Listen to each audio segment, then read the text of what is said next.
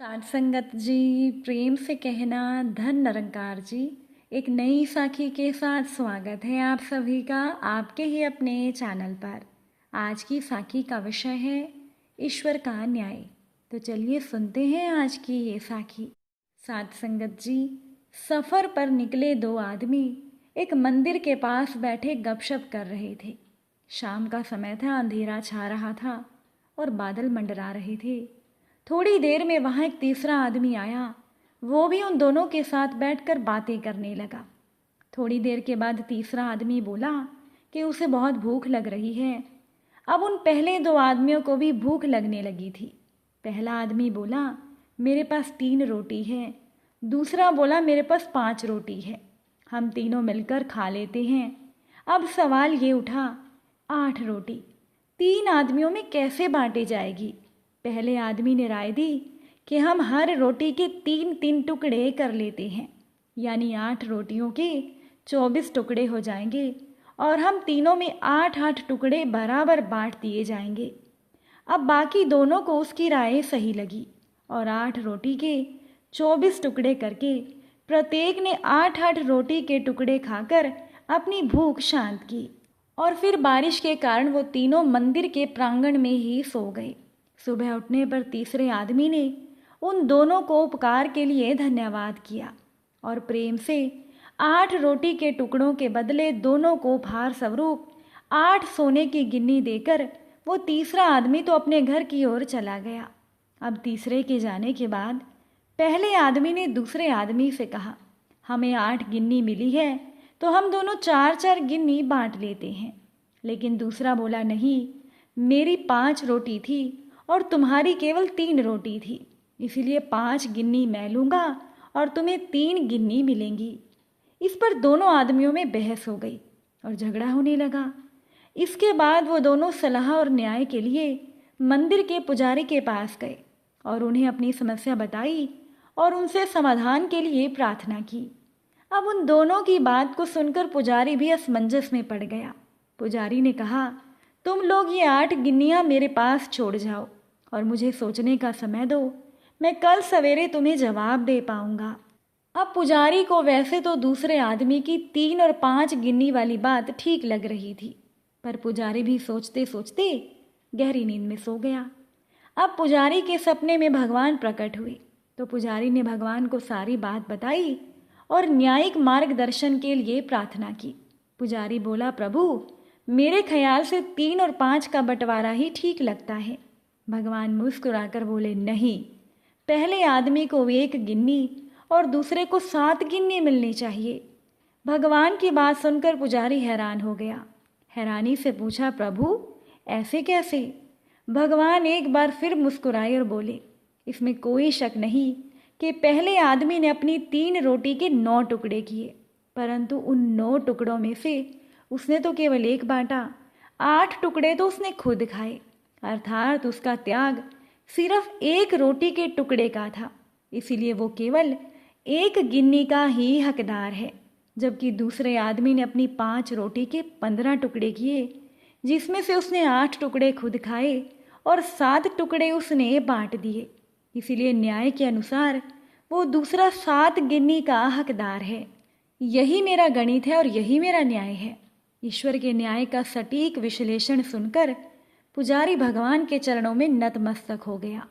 साध संगत जी, इस साखी का सार यही है कि हमारी वस्तु स्थिति को देखने का, समझने का दृष्टिकोण और ईश्वर का दृष्टिकोण एकदम अलग है।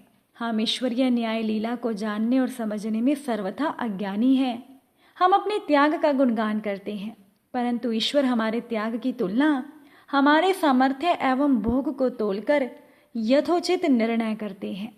अब मान लीजिए कि किसी के पास 3,000 रुपये हैं और उसमें से वो 300 रुपये सेवा भाव से दान करता है, और अगर किसी दूसरे के पास 1 करोड़ रुपए हैं और उसमें से वो 1 लाख रुपया सेवा भाव से दान करता है, तो भी भगवान की नज़र में 1 लाख रुपए वाले दान दाता की जगह 300 रुपये दान करने वाला ज़्यादा कीमती और श्रेष्ठ है, क्योंकि उसने अपने कमतर भोग साधन में भी त्याग और परोपकार की भावना का सम्मान किया। 1 लाख रुपए वाला दान दाता भी ज़रूर अच्छा ही कहा जाएगा, क्योंकि उसमें भी सेवा भाव, त्याग की भावना विद्यमान है। परंतु श्रेष्ठ तव की तुलना में कमज़ोर का त्याग ईश्वर की नज़र में और ज़्यादा सर्वश्रेष्ठ कहलाता है। साध संगत जी, ये ज़रूरी नहीं है कि हम कितने धन संपन्न हैं, ज़रूरी तो ये है कि हमारा सेवा भाव कार्य में त्याग कितना है। साध संगत जी, एक बुजुर्ग आदमी बुखार से ठिठुरता और भूखा प्यासा मंदिर के बाहर बैठा था। तभी वहाँ पर नगर के सेठ और सेठानी आ गए। उनके पीछे उनके नौकरों की कतार थी। एक नौकर ने फल पकड़े थे तो दूसरे ने फूल, तीसरे ने हीरे और जवाहरात के थाल पकड़े थे तो चौथे ने पंडित को दान करने के लिए 3 जोड़ी धोती कुर्ता, तो 5वें नौकर ने मिठाइयों के थाल पकड़े थे।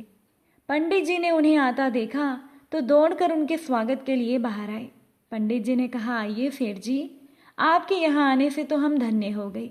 सेठ ने नौकरों से कहा, तुम अंदर जाकर थाल रख दो, हम पूजा पूरी करने के बाद भगवान शिव को सारी भेंट समर्पित करेंगे।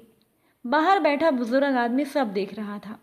बुजुर्ग आदमी ने सेठ से कहा, मालिक, मैं 2 दिनों से भूखा हूँ, थोड़ी मिठाई और फल मुझे भी दे दो। सेठ ने उसकी बात को अनसुना कर दिया। उस बूढ़े आदमी ने फिर सेठानी को कहा, मेम साहब, मुझे भूख लगी है, कुछ खाने को दे दो। सेठानी चिढ़कर बोली, बाबा, ये सारी भेंटें तो हम भगवान के लिए लाए हैं, तुम्हें नहीं दे सकते। अभी हम मंदिर के अंदर गए भी नहीं और तुमने बीच में ही टोक लगा दी। सेठ जी गुस्से में बोले, लो, पूजा से पहले ही टोक लग गई, ना जाने अब पूजा पूरी होगी या नहीं। कितने भक्ति भाव से हम अंदर जाने की सोच रहे थे और इस बूढ़े ने अड़चन डाल दी। पंडित जी बोले, शांत हो जाइए सेठ जी, इतना गुस्सा मत कीजिए।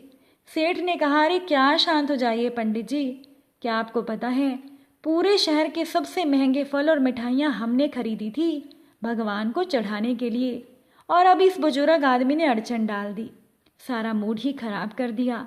अब बताओ, भगवान को चढ़ाने से पहले क्या इसे दे दें?